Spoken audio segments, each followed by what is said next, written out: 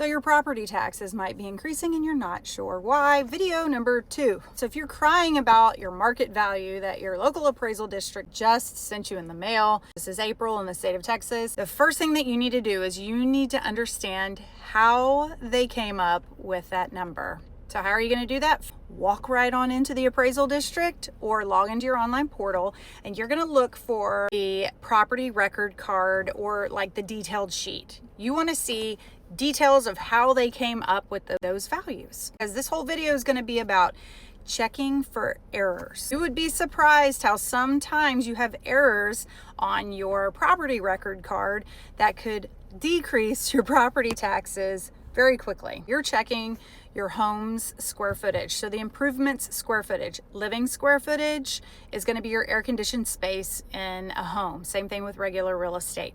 You're going to be looking for the square footage of any improvements like detached barns, workshops. If you have an old building on your property that you have since torn down and it's showing up on your tax record, then you need to have that removed. Or how many bedrooms, bathrooms?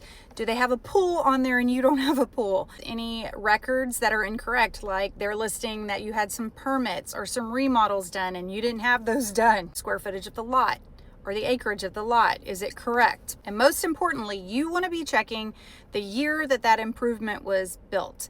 Now, if you're telling me, Corey, yeah, I'm looking on it and I see that it has the year it was built was 1980, but it says that there's an effective age. What does that mean? If your home was built in 1980 and it has an effective age of 2020, it means that they're saying that you've done enough improvements and updates to that property to bring it to a 2020 level, meaning it's kind of comparable to a home that was built in 2020 or an improvement that was built in 2020. Now, all of these details, they just feed into the valuation. So if you have wrong facts, it's going to equal wrong value.